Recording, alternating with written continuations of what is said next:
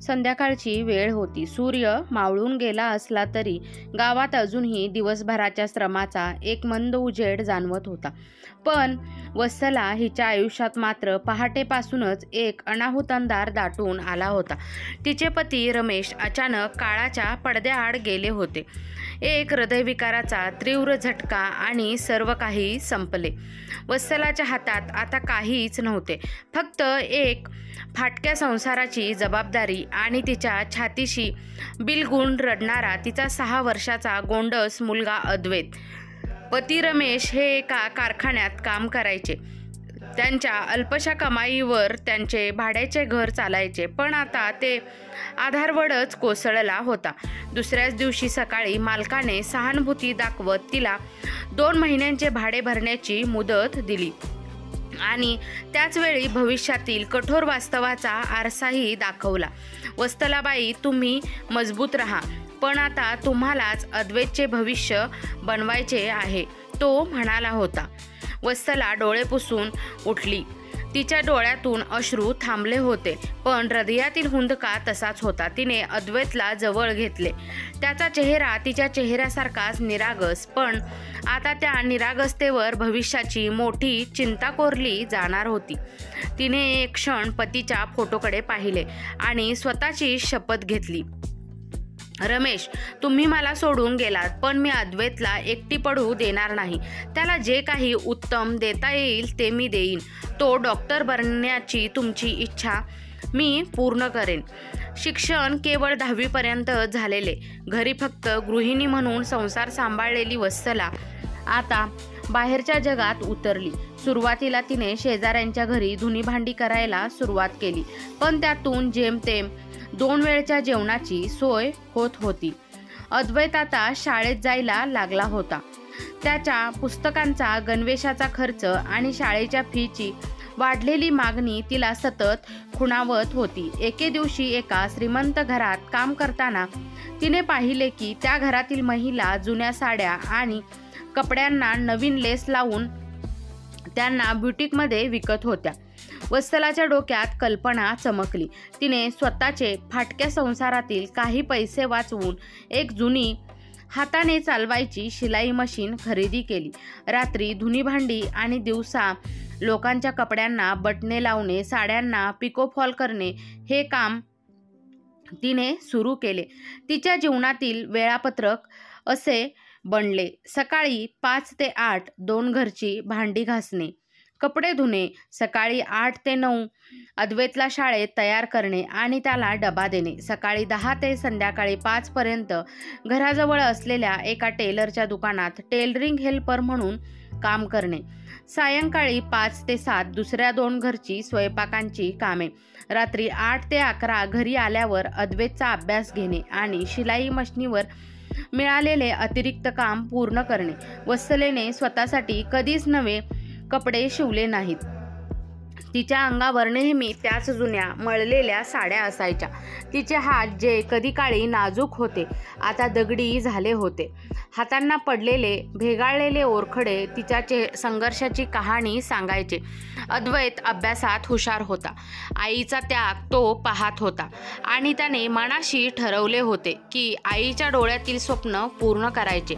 एकदा अद्वैत 10वीत असताना त्याला फिजिक्सचे एक महागडे रेफरन्स पुस्तक हवे होते.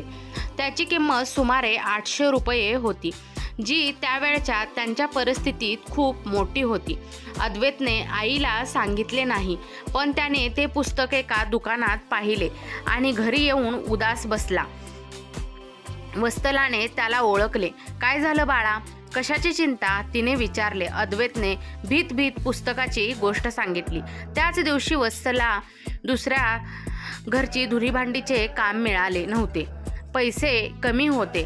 तिने काहीही न बोलता घरात ठेवलेल्या चांदीच्या 2 लहान बांगड्या काढल्या.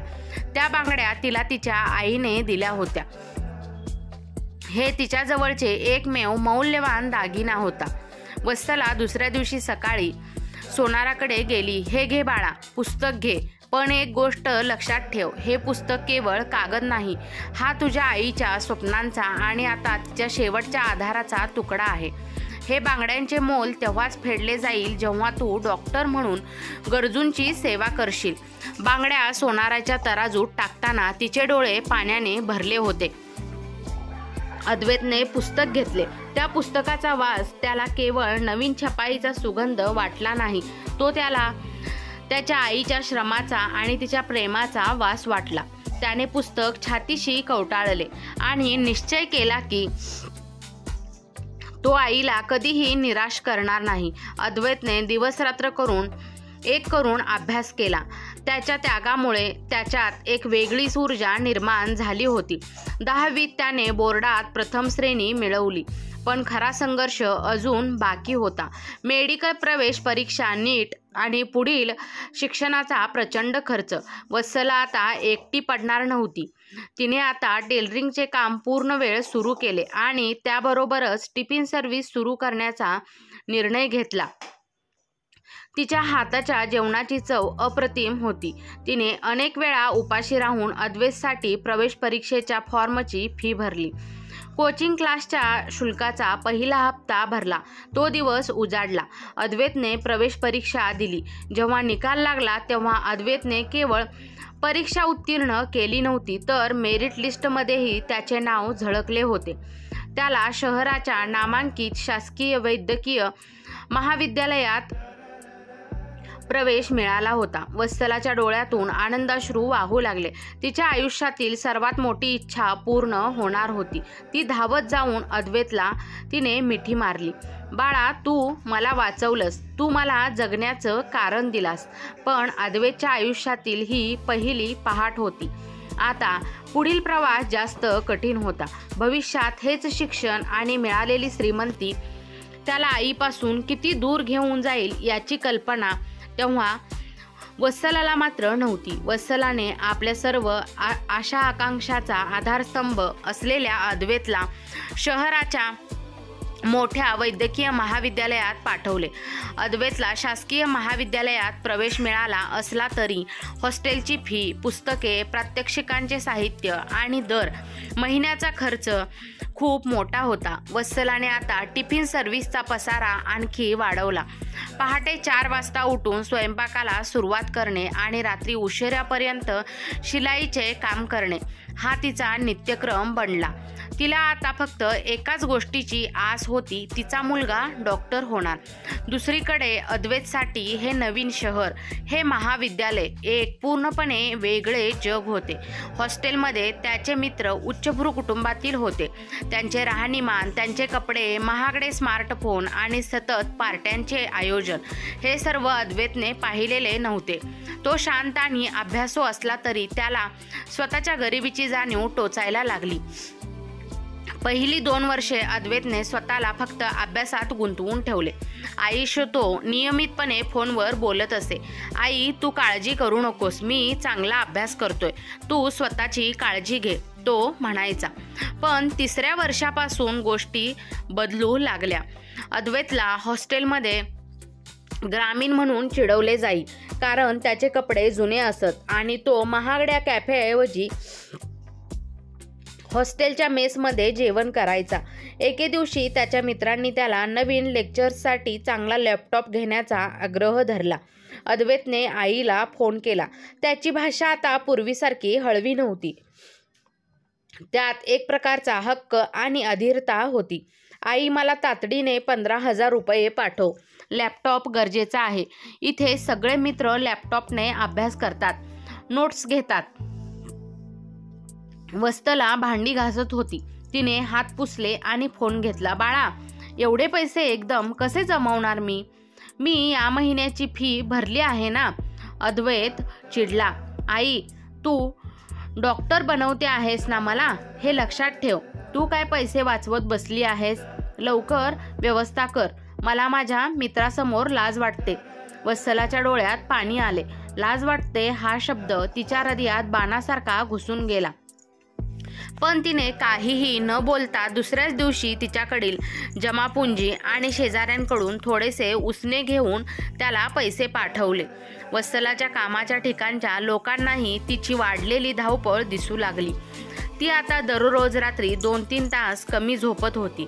टिफिन सर्व्हिसमध्ये तिच्या स्पर्धेत आणखीन महिला उतरल्या होत्या. कमाई म्हणावी तशी स्थिर नव्हती. तिच्या एका जुन्या ग्राहकाने तिला सल्ला दिला, वत्सलाबाई, तुम्ही आता काम कमी करा. तुमचा मुलगा आता मोठा झाला आहे, तो लवकरच डॉक्टर होईल. थोडा आराम करा. वत्सला फक्त हसली. ताई, त्याला आता जास्त पैसे लागतात. त्याचे शिक्षण हेच माझ्यासाठी सर्वात मोठा आराम आहे. त्याने जेव्हा पहिल्यांदा आई म्हणून हाक मारली होती तेव्हा जो आनंद झाला होता तोच आनंद मला आता त्याच्या डॉक्टर झाल्यावर होणार आहे.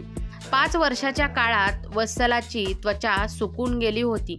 केस पांढरे झाले होते आणि तिच्या गुडघ्यामध्ये वात वाढू लागला होता. कंबर सतत दुखायची, पण तिने कधीही अद्वैतला याबद्दल सांगितले नाही.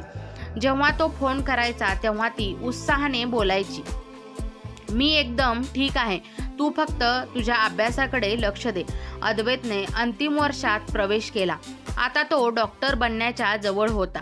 तो आता वर्षातून एकदाच घरी यायचा, तेही फक्त काही तासांसाठी. त्याच्या मित्रांनी त्याला सांगितले होते, तू आता डॉक्टर आहेस. या छोट्या गावात आणि जुन्या घरात तुझे मन रमणार नाही. शेवटच्या वर्षी तो घरी आला नव्हताच. आईने त्याला विचारले तेव्हा तो म्हणाला, आई, इथे इंटर्नशिपचा खूप लोड आहे. आता मला माझ्या करिअरवर लक्ष केंद्रित करायचे आहे. वत्सलाने त्याला हॉस्टेलवर भेटायला जाण्याचा निर्णय घेतला. तिने आपल्या हातातले सर्व काम बाजूला ठेवले. 2 डबे भरून त्याचे आवडते बेसनचे लाडू आणि तिची बचत केलेली काही हजार रुपये घेऊन ती शहरात गेली. कॉलेजच्या हॉस्टेलच्या गेटवर वत्सला त्याला फोन करत राहिली. बराच वेळ फोन उचलला गेला नाही. शेवटी अद्वैतने फोन उचलला. हॅलो बाळा, मी आली आहे गेटवर. आई, तू खाली ये. वत्सलाचा आवाज आनंदाने भरलेला होता. अद्वैतचा चेहरा रागाने लाल झाला. त्याच्या रूममध्ये त्याचे काही महत्त्वाचे मित्र होते, जे मोठे उद्योजक कुटुंबातील होते. आई, तू कशाला आलीयस? मी तुला सांगितले होते ना, मी कामात आहे. तू थेट हॉस्टेलवर का आलीस? तुला मला इथे सगळ्यांसमोर लाजवायचे आहे का? त्याने रागानेच विचारले. वत्सलाचे डोळे पाणावले. लाजवायचे आहे हा शब्द पुन्हा एकदा तिच्या कानावर आदळला. बाळा, मी तुझे लाडू आणले आहेत आणि हे थोडे पैसेही. ते इथे येऊन घेऊन जा. तू एका कामवालीसारखी वाटतेस. तू इथे येऊ नकोस. तू त्या गेटजवळच्या वॉचमॅनकडे दे आणि लगेच परत जा. मी तुला नंतर कॉल करतो. वत्सलाच्या हातातील डबे खाली पडले नाहीत, पण तिच्या हृदयाचे तुकडे झाले. तिने लाडू आणि पैसे वॉचमॅनकडे दिले आणि जड अंतकरणाने परत फिरली. तो क्षण वत्सलाच्या जीवनातील सर्वात मोठा कटू अनुभव ठरला. ज्या मुलासाठी तिने आपले रक्त पाणी केले त्यानेच तिला कामवाली आणि लाज म्हणून हिणवले. आईच्या निस्वार्थ प्रेमावर कृतज्ञतेचा हा घाव होता. ती घरी आली, पण ती जुनी वत्सला नव्हती. तिचा संघर्ष आता प्रेमासाठी नव्हता, तर आत्मसन्मानासाठी सुरू होणार होता. अद्वैत आता केवळ अद्वैत नव्हता, तर तो डॉक्टर अद्वैत देशमुख बनला होता. त्याने वैद्यकीय शिक्षण पूर्ण केले होते आणि शहराच्या एका मोठ्या आणि नामांकित खाजगी रुग्णालयात प्रायव्हेट हॉस्पिटलला त्याला उत्तम पगाराची नोकरी मिळाली होती. त्याचे स्वप्न साकार झाले होते. सगळीकडे अभिनंदनाचा वर्षाव सुरू होता.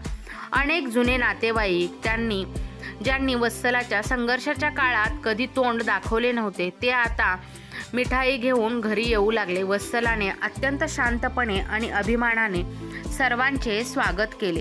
तिच्या चेहऱ्यावर एक समाधानाचे आणि त्यागाचे तेज होते. पण आत कुठेतरी हॉस्टेलच्या गेटवर अनुभवलेली ती कटुता अजूनही तिला टोचत होती. डॉक्टर अद्वैतने शहरात एक फ्लॅट भाड्याने घेतला. त्याचा पगार लाखोमध्ये होता आणि त्याचे राहणीमान पूर्णपणे बदलले होते. महागड्या गाड्या, ब्रँडेड कपडे आणि उच्चभ्रू मित्रांमध्ये तो रमला होता. वत्सलाला वाटले होते की आता तिचा संघर्ष संपला.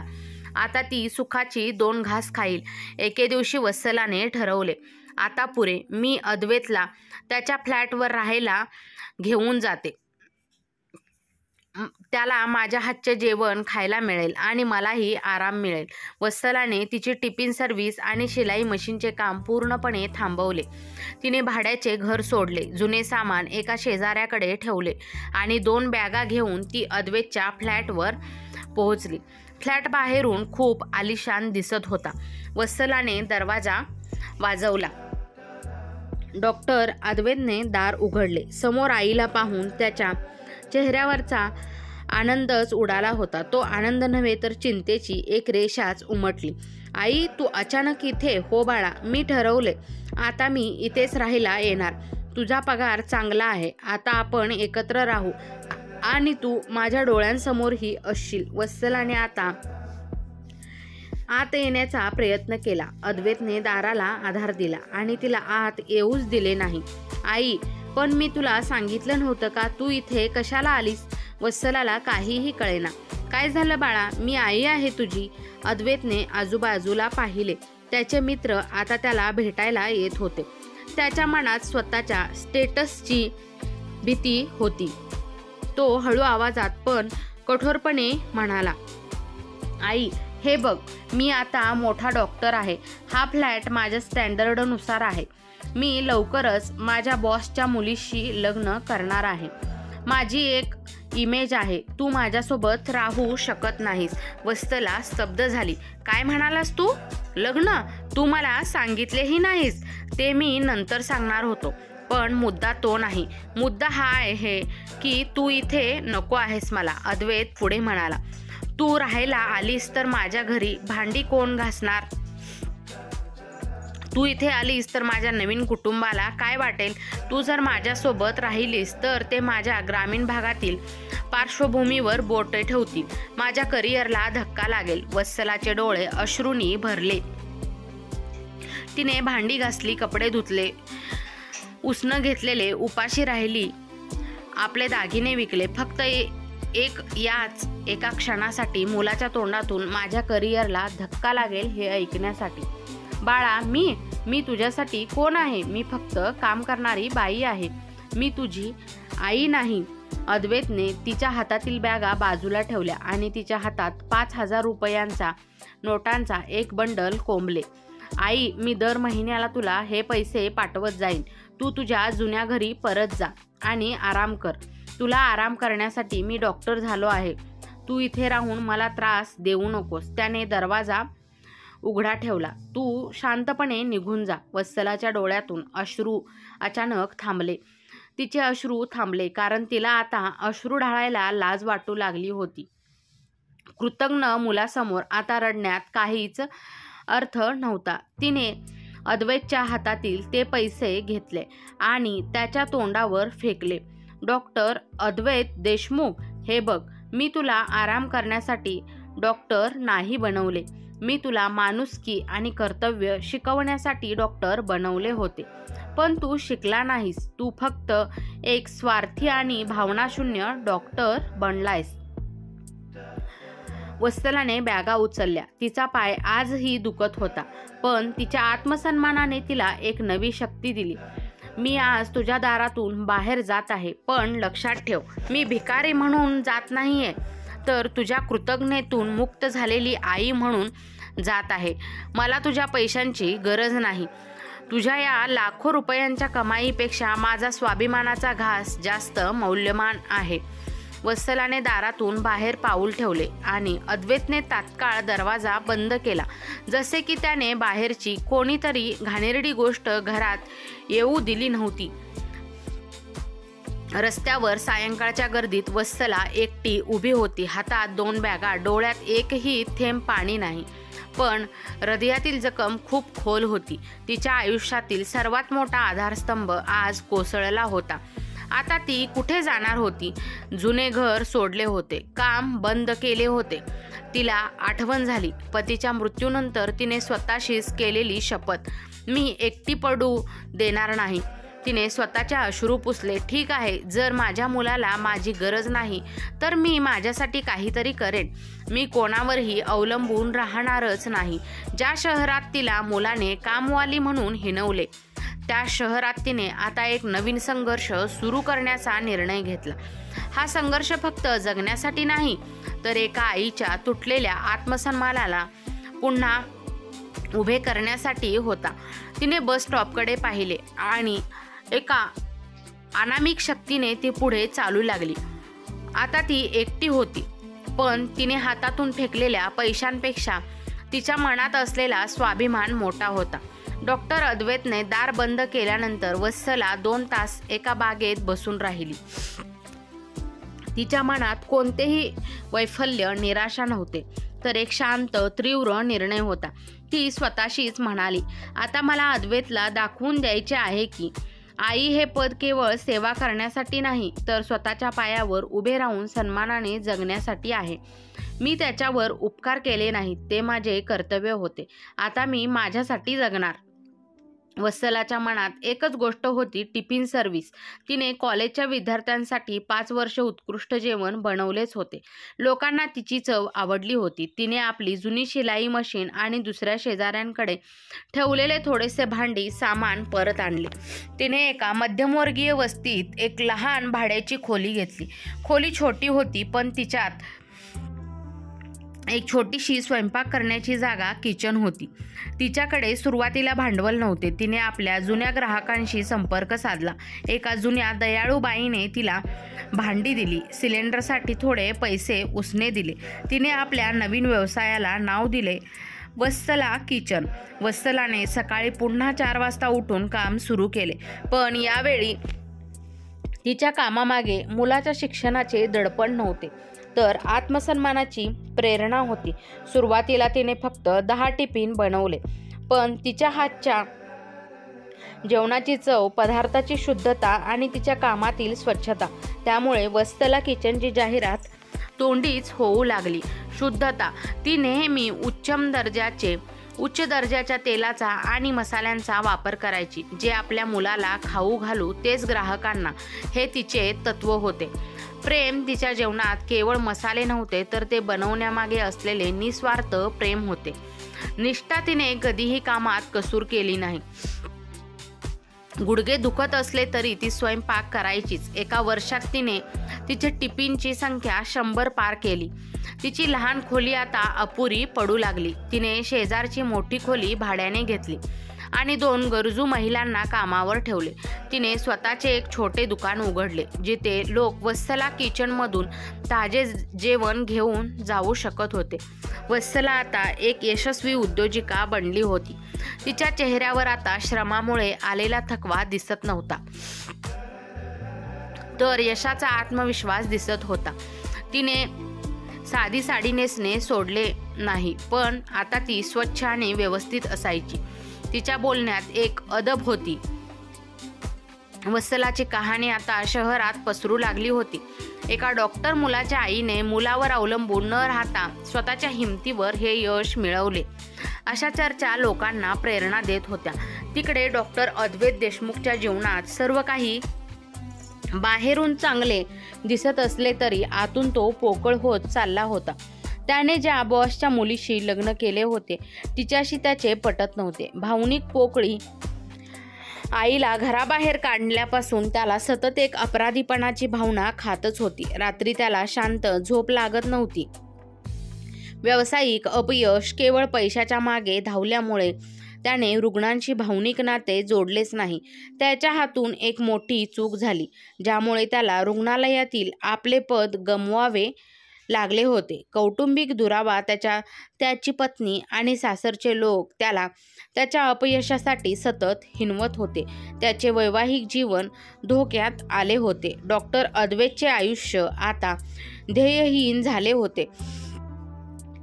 त्याला आता त्याची आई हवी होती, जी त्याला आधार देऊ शकेल, त्याला प्रेमाने मिठी मारेल. एके दिवशी निराश झालेला अद्वैत एका कॅफेमध्ये बसला होता. शेजारी 2 व्यावसायिक लोक बोलत होते. अरे, वत्सला किचनचे टिफिन लावले आहेत का? काय चव असते त्या वत्सलाबाईंची कहाणी ऐकलीस का? त्यांचा मुलगा डॉक्टर आहे. पण त्या स्वतःच्या हिमतीवर अद्वैतचे कान टवकारले. त्याने विचारले, कोण वत्सला किचन? दुसऱ्या माणसाने त्याला उत्साहाने संपूर्ण कहाणी सांगितली. आईच्या संघर्षातून डॉक्टर बनणे आणि नंतर त्याच मुलाने आईला घराबाहेर काढणे, ती आई म्हणजे साक्षात लक्ष्मी आहे. डॉक्टर मुलाच्या पैशांना लात मारून तिने हे स्वतःचे साम्राज्य उभे केले. मी ऐकले आहे ती लवकरच स्वतःचे मोठे रेस्टॉरंट उघडणार आहे. अद्वैतच्या डोळ्यातून अश्रूंचा बांध फुटला. ज्या आईला त्याने लाज मानून घराबाहेर काढले, आज त्याच आईचा संघर्ष लोकांमध्ये प्रेरणेची गोष्ट बनली होती.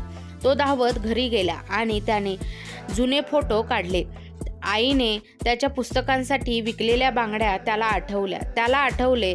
त्याने तिला कामवाली बाई म्हणून संबोधले होते, पण आज ती शहरभर उद्योजिका म्हणून ओळखली जात होती. डॉक्टर अद्वैत लगेच त्या वत्सला किचनच्या पत्त्यावर पोहोचला. बाहेर गर्दी होती. आत वत्सलाबाई शांतपणे सगळ्यांचे हिशोब तपासत होत्या. त्यांच्या चेहऱ्यावर एक तेज आणि आत्मविश्वासाची चमक होती. अद्वैतने दार उघडले आणि आत गेला. आई, त्याने हाक मारली. त्याचा आवाज थरथरत होता. वत्सलाने वर पाहिले. तिची नजर क्षणभर अद्वैतच्या डोळ्यात स्थिर झाली. तिने आपले काम थांबवले नाही. कोण तुम्ही? इथे जेवण घेण्यासाठी आला आहात का? थोडा वेळ थांबा. तिचा आवाज शांत आणि व्यावसायिक होता. आई, मी अद्वैत. तो तिच्या पायावर लोटांगण घालण्यासाठी खाली वाकला. वत्सला ताडकन बाजूला झाली. थांबा डॉक्टर देशमुख, मी आता तुमच्यासाठी आई नाही आहे. तुम्ही मला माझ्या स्वाभिमानापासून दूर ढकलले. मला तुमच्या पायाची पायधूळ व्हायचे नाही. मी आता वत्सला किचनची मालकीण आहे. वत्सला. अद्वैतच्या डोळ्यात पश्चातापाचे अश्रू होते. त्याने तळमळीने हात जोडले. आई, मला माफ कर. मी मूर्ख होतो. मी श्रीमंतीच्या आणि प्रतिष्ठेच्या अंधारात तुला ओळखू शकलो नाही. मी माझा देव घराबाहेर काढला. मला आता तुझ्या मदतीची, तुझ्या आधाराची गरज नाहीये. मला परत स्वीकार कर. आता वत्सलाचा संघर्ष संपला होता. तिने मुलाला यशस्वी केले, स्वतःला यशस्वी केले. आता सर्वात कठीण परीक्षा होती माफी देण्याची. वत्सलाच्या डोळ्यात एक क्षणभर कठोरता आली, पण लगेचच ती कठोरता मायेच्या आणि वात्सल्याच्या एका खोल भावनेने झाकली गेली. तिच्यासमोर उभा असलेला डॉक्टर अद्वैत नव्हता, तर तो तिचा 6 वर्षाचा गोंडस मुलगा होता, जो वडिलांच्या जाण्यानंतर तिच्या छातीशी बिलगून रडला होता. पण वत्सला आता भावनिक होऊन स्वतःचा अपमान करून घेणारी नव्हती. तुम्ही बसा डॉक्टर देशमुख. वत्सलाने त्याला समोरच्या खुर्चीवर बसण्यास सांगितले आणि स्वतः हिशेब तपासतच राहिली. अद्वैतने बसण्याची हिंमत केली नाही. तो तसाच उभा राहिला, हात जोडून आणि डोळ्यात पाणी घेऊन. आई, तू माझ्यावर रागवलेली आहेस, हे मला मान्य आहे, पण तू मला किमान एक संधी तरी दे. मी केवळ तुझ्या प्रेमावर जगणारा मूर्ख होतो. मी माझे शिक्षण, माझा रुबाब, माझी श्रीमंती सगळं गमावलं आहे. बायको सोडून गेली, नोकरी गेली. आज माझ्याकडे काही नाही. पण या सर्वातून मला एक गोष्ट कळाली. पैसा आणि प्रतिष्ठा मिळवता येते, पण आईचे निस्वार्थ प्रेम नाही. तो रडत म्हणाला. आई, ज्या दिवशी मी तुला हॉस्टेलवरच्या गेटवर कामवाली म्हणून हिणवले, त्या रात्री मला झोप लागली नाही. पण मी माझ्या अहंकाराला माझ्यावर राज्य करू दिले. आज मला तुझ्यासमोर येण्याची लाज वाटते आहे, पण मला माहीत आहे तुझ्याशिवाय मला कोणीच आधार देणार नाही. तू मला एक सामान्य माणूस बनवून जगण्याची संधी दे. वत्सलाने आपले काम थांबवले. तिने खुर्ची फिरवली आणि अद्वैतकडे पाहिले. तिच्या चेहऱ्यावर आता शांतता होती. वत्सला म्हणाली, डॉक्टर देशमुख, तुम्ही आज एक गोष्ट नीट समजून घ्या. मी तुम्हाला घराबाहेर काढले नव्हते. तुम्ही स्वतः घराबाहेर गेलात. तुम्ही केवळ मला नाही, तर तुमच्या मातृत्वाला आणि कर्तृत्वाला घराबाहेर काढले होते. ज्या दिवशी तुम्ही मला लाज मानले, त्याच दिवशी तुमचा अहंकार माझ्या प्रेमापेक्षा मोठा झाला होता. ती पुढे म्हणाली, तुम्ही आता माफी मागत आहात कारण तुमच्यावर संकट आले आहे. पण आई ही फक्त संकटातील ढाल नसते, ती तुमच्या यशातील सहभागी असते. तुम्ही मला तुमच्या यशात भागीदार मानले नाही. अद्वैतचे डोके जमिनीकडे झुकले. वत्सलाचा आवाज थोडा मऊ झाला. मी तुम्हाला माफ केले आहे कारण आईचे हृदय कधीच आपल्या मुलाला शाप देऊ शकत नाही. पण तुम्ही लक्षात ठेवा, मी तुम्हाला फक्त आई म्हणून माफ करत आहे, वत्सला किचनची मालकीण म्हणून नाही. माझ्या आयुष्यात आता तुमच्या पैशांना किंवा तुमच्या प्रतिष्ठेला स्थान नाही. अद्वैतने लगेचच विचारले, आई मग मी तुझ्यासोबत राहू? मी तुला मदत करू? मी इथे भांडी घासतो, स्वयंपाक करतो, काहीही करतो. वत्सला हसली. तुम्ही डॉक्टर आहात, तुम्ही भांडी घासणार नाही. पण जर तुम्हाला तुमच्या आईच्या संघर्षातून काही शिकायचे असेल तर तुम्ही इथे माझ्यासाठी एक काम करू शकता. वत्सलाने त्याला आपल्या डोळ्यात पाहायला सांगितले आणि एक अट सांगितली, मी तुम्हाला इथे माझ्या वत्सला किचनमध्ये मदत करायला लावत नाही. तुम्ही डॉक्टर आहात म्हणून तुम्ही डॉक्टरच राहाल. मी तुम्हाला माझ्या या वस्तीतील गरीब लोकांकडे, ज्यांच्याकडे उपचारांसाठी पैसे नाहीत, त्यांच्यासाठी रोज किमान 2 तास मोफत सेवा द्यायला सांगत आहे. वत्सलाने एका लहान टेबलाकडे निर्देश केला, जिथे तिने एक लहानशी फर्स्ट एड बॉक्स आणि एक बोर्ड ठेवला होता. या टेबलावर बसा. येथे कोणतीही फी आकारायची नाही. तुम्ही तुमच्या ज्ञानाचा उपयोग करा. तुम्ही ज्या मातीत वाढलात त्या मातीचे ऋण फेडा. हाच तुमच्या आईचा तुमच्यावर असलेला सर्वात मोठा उपकार असेल. ज्या दिवशी तुम्हाला या सेवेत आनंद मिळेल त्या दिवशी तुमचा पश्चाताप खऱ्या मायेत रूपांतरित होईल. डॉक्टर अद्वैतच्या डोळ्यात चमक आली. त्याला त्याची दिशा मिळाली होती. त्याने लगेचच टेबलावर बसून सेवा सुरू केली. तो आता फक्त डॉक्टर नव्हता तर सेवाभावी डॉक्टर बनला होता. पुढील काही वर्षात डॉक्टर अद्वैतने त्याचे सर्व जीवन याच सेवेसाठी समर्पित केले. वत्सलाने त्याला राहण्यासाठी एक छोटीशी खोली दिली. तो आईच्या टिफिनचा डबा खायचा, भाड्याच्या खोलीत राहायचा आणि आपल्या ज्ञानाचा उपयोग समाजासाठी करायचा. त्याने आपले आरोग्य परत मिळवले आणि त्याच्या चेहऱ्यावर परत एकदा निरागसता आणि मायेचा भाव दिसू लागला. वत्सला किचनची यशस्वी मालकीण म्हणून मोठी झाली. तिने मुलाला पुन्हा स्वीकारले होते, पण त्याला आर्थिक मदत दिली नाही. तिने त्याला कर्तृत्वाच्या आणि माणुसकीच्या पायावर उभे केले. एके दिवशी वत्सला किचनच्या उद्घाटनाच्या वेळी वत्सला स्टेजवर उभी होती. तिच्या शेजारी डॉक्टर अद्वैत उभा होता. माईकवर बोलताना वत्सला म्हणाली, माझ्या आयुष्यात 2 यश आहेत. पहिले यश म्हणजे मी ज्याला डॉक्टर बनवले त्याला मी माणुसकी शिकवली. दुसरे यश म्हणजे मी माझ्या स्वाभिमानावर उभी राहिले. माझ्या मुलाने मला कामवाली म्हटले तेव्हा मला लाज वाटली नाही, कारण मला माहिती होते आईच्या कामापेक्षा मोठे कोणतेही काम जगात नाही. पण आज मला माझ्या मुलाचा अभिमान आहे, कारण तो एक डॉक्टर म्हणून नाही तर एक माणूस म्हणून जगत आहे. हाच माझ्या संघर्षाचा खरा अर्थ आहे. अद्वैतने डोळ्यातील अश्रूंनी आईच्या पायांना स्पर्श केला आणि पुन्हा तिला मिठी मारली. ही मिठी पैशाची, प्रतिष्ठेची किंवा स्वार्थाची नव्हती. ही मिठी आई मुलाच्या पवित्र नात्याची आणि कृतज्ञतेची होती. तो क्षण पाहणारे सर्वजण वत्सलाच्या आत्मविश्वासाला आणि तिच्या निस्वार्थ प्रेमाला, तिच्या ममतेच्या महासागराला सलाम करत होते. तिने फक्त एक डॉक्टर बनवला नाही तर एक माणूसही बनवला होता. मित्रांनी, मैत्रिणींनो, तुम्हाला आजची कथा आवडली असल्यास चॅनलला लाईक, शेअर, सबस्क्राईब नक्की करा. कथा पूर्ण ऐकल्याबद्दल, वाचल्याबद्दल तुम्हा सर्वांचे मनपूर्वक धन्यवाद. जर कोणी चॅनलवर नवीन आला असेल तर चॅनलला आजच आपल्या सबस्क्राईब करा. अशाच हृदयस्पर्शी कथा ऐकण्यासाठी, वाचण्यासाठी चॅनलला फुल्ल सपोर्ट करा. भेटू पुन्हा एकदा अशाच नवीन हृदयस्पर्शी कथेमध्ये. तोपर्यंत सर्वांना मनापासून पुन्हा एकदा धन्यवाद.